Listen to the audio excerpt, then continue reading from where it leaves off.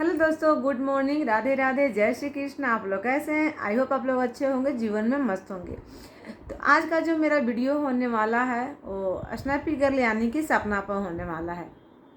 तो दोस्तों, आप लोग को पता ही है कि बहुत ही ज़्यादा कंट्रोवर्सी सपना के लेकर चल रही है। हालांकि सपना इस बीच में ज़्यादा कुछ नहीं बोल रही है, लेकिन बस एक टाइटल भी थोड़ा सा डाल दे रही है ना, तो लोगों को उससे होता है ना कि जैसे तिल आग भले कोई लगाए, लेकिन अगर आग लगने के लिए बस एक छोटी सी माचिस की तिल्ली भी जला देना काफ़ी होता है। तो सपना बस का टाइटल थोड़ा सा अगर डाल दे रही है ऐसा कुछ, तो लोगों को इतनी मिर्ची लग जा रही, इतनी मिर्ची लग जा रही है कि पूरा लाइफ पर लाइफ चलने लग रही है। तो मैं यहाँ पर बात करूँगी जो सपना की, जो रानी जेठानी जी, जो सानवी जी हैं, उनके बारे में कि उन्होंने तो बहुत सारे लाइव किए और लाइव में आराम से बैठ के 2-2 हज़ार लोग, 1,500 लोग जुड़ते थे और सबसे हुकारी भरवाती थी, सबसे अपना ओपिनियन पोल रखती थी कि आप किसके पक्ष में हैं, जो लोग मेरे पक्ष में वो हट भेजे, जो मेरी बातों से कौन कौन सहमत है। ऐसा मैं उनके लाइव में जुड़ती थी और लेकिन सुनते रहती थी। मैं चैटिंग बहुत ही कम करती थी। एक दिन मैंने चैटिंग की थी, लेकिन इतने सारे उनके चैटिंग आते हैं कि वो जिनके वो जानते हैं उन्हीं को वो कमेंट पढ़ते हैं, था वो कमेंट नहीं पढ़ते हैं। तो मैं फिर सुनते रहती थी कि ये क्या क्या बोलती हैं, पब्लिक क्या बोल रही है। क्योंकि देखिए, जितने शांत होकर चीज़ों को समझिएगा ना, उतना ही ज़्यादा सही रहता है। भौं भौं भौं भौं करने से कुछ नहीं होता है, बातों को समझने से होता है।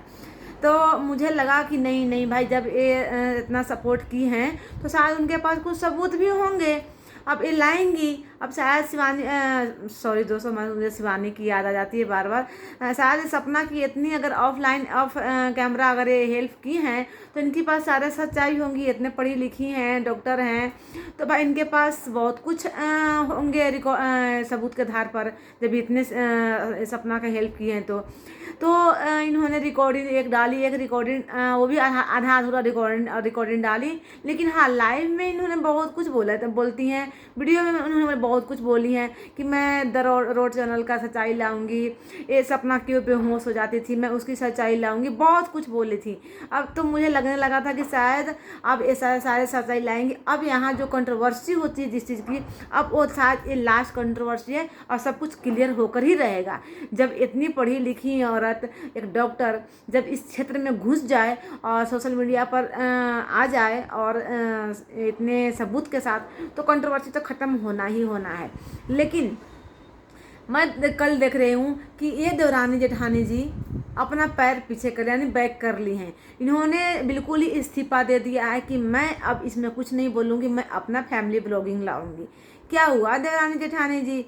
क्या क्या हुआ? आप तो सच्चाई लाने वाली थी, सच्चाई लाने वाली थी कि व्यूज लाने वाली थी कि पब्लिक को गुमराह करने वाली थी? आप ये तो कम से कम बता कर जाइए, ऐसे थोड़े ना होता है। आप डॉक्टर, अगर किसी का आप पेट चीर का ऑपरेशन करने जाइएगा, पेट फाड़ दीजिएगा, चीर दीजिएगा, बोलिए कि अब मैं ऑपरेशन नहीं करूँगी, तब तो समझते हैं ना कि क्या होता है। अगर ऐसे बीच में कोई अगर इस्तीफा दे रहा है तो फिर जानते हैं ना क्या होता है, पब्लिक क्या करती है उसके साथ। आपने बोला कि मैं सारी सच्चाई लाऊंगी और अब बोल रही है कि मैं अपना फैमिली ब्लॉग लाऊंगी, मैं इसके बारे में कुछ नहीं है बोलूँगी। तो ये तो बहुत ही गलत है। ये तो आपको जरा सा, मैं आज तक आपको झोला छाप डॉक्टर नहीं बोली थी, लेकिन मुझे तो लगता है कि झोला छाप से बेकार आप की डॉक्टरी की जो पढ़ाई की हैं वो की हैं। इसका मतलब कि आप पूरी पढ़ाई डॉक्टरी की नहीं है, आप बीच में ही छोड़ दिए। बस एक डॉक्टर का एक लेवल लगा लें कि हाँ मैं डॉक्टर हूँ, ठीक है ना। डॉक्टर ऐसे नहीं होते हैं, डॉक्टर पूरी पढ़ाई करने के बाद होते हैं। डॉक्टर जब ऑपरेशन करने के ठान लिए कि मैं ऑपरेशन करूँगी, तो पूरे ऑपरेशन करके ही छोड़ते हैं। नहीं तो जान आजकल कितने दुनिया में हो रही है, देख रही है ना कि डॉक्टर कुछ गलत कर रहे हैं तो हॉस्पिटल में क्या अफरा-तफरी मच जा रही है, क्या लोग उपद्रव मचा दे रहे हैं। तो डॉक्टर का मुझे तो नहीं लगता कि आप में डॉक्टर के एक भी गुण है। आपने सपना के लिए इतने सारे सबूत जब इकट्ठा किए थे तो आपने इस्तीफा क्यों दे दिया?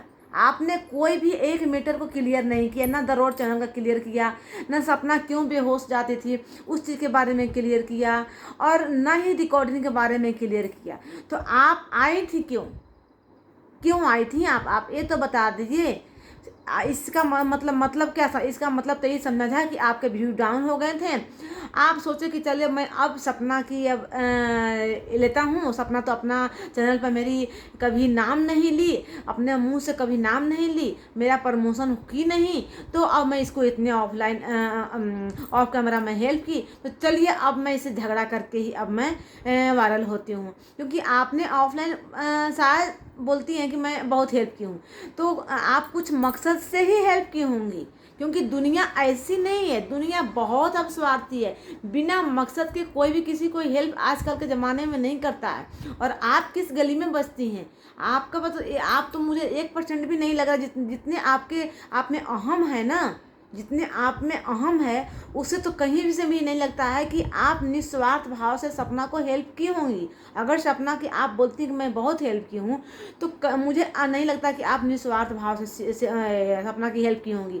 आपके मन में कोई तो लालच होंगे, तभी आपने सपना को हेल्प की होंगी। सपना शायद मैं हेल्प करूँगी तो सपना अपने वीडियो में मेरा नाम ले ले, मेरा प्रमोशन कर दे, या फिर पार्टी वार्टी करे उसमें बुलाए। लेकिन सपना एक काम नहीं की, ना आपका नाम ली अपने मुंह से, ना प्रमोशन की, ना अपने कोई भी पार्टी में आपको इनविटेशन कार्ड दी, मतलब कि ना इनवाइट की। तो अब आप समझ गए कि ये तो इतना हेल्प करने का फ़ायदा ही बेकार है मेरा। अब मैं इसे लड़ती हूँ, ठीक है, लड़ूंगी, इसकी सच्चाई लाऊंगी, जो भी है झूठ मूठ का थोड़ा बहुत। तो अब पब्लिक सब शिवानी जो सपना के जो चाहने वाले सब मेरे तरफ हो जाएंगे, और मैं अच्छी तरह से वायरल हो जाऊंगा। या मैं सच्चाई लाऊं या नहीं लाऊं, लेकिन मैं इससे झगड़ा करूंगा तो मैं पक्का वायरल हो जाऊंगी। लेकिन आप नहीं जानते हैं, आज शायद आप 2-3 साल से जो भी होंगे, 2 साल से यूट्यूब पर होंगे, सोशल मीडिया पर होंगे, लेकिन सपना अच्छी तरह सोशल मीडिया के बारे में जानती है, ठीक है। सपना एक बार भी आपके मुंह नहीं लगी, एक बार एक शब्दों का आपका जवाब नहीं दी। आपको बहुत बेइज्जती हुई कि भाई मैं इतनी धमकी दे रही हूँ सभी चीज़ की, जो मैं नहीं जानती हूँ उसकी भी धमकी दे रही हूँ, और ये तो लड़की और तो कुछ बोल ही नहीं रही है, बिल्कुल एकदम कान में एकदम रुआ डाल के कॉटन डाल के बैठी हुई है, बिल्कुल उसे कुछ फर्क ही नहीं पड़ रहा है। तो अब आपकी हो गई बेइज्जती। अब आपको लगा कि नहीं, अब तो मेरी बहुत घोर बेइज्जती हो रही है भाई। तो अब आपने कदम पीछे कर लिए हैं, मतलब आप बैक कर लिए हैं दोस्तों। ये आप इस्तीफा दे दी हैं कि अब मैं अपनी बेइज्जती नहीं करवाऊंगी, क्योंकि मैं जो सोची थी वो मेरा काम नहीं हुआ।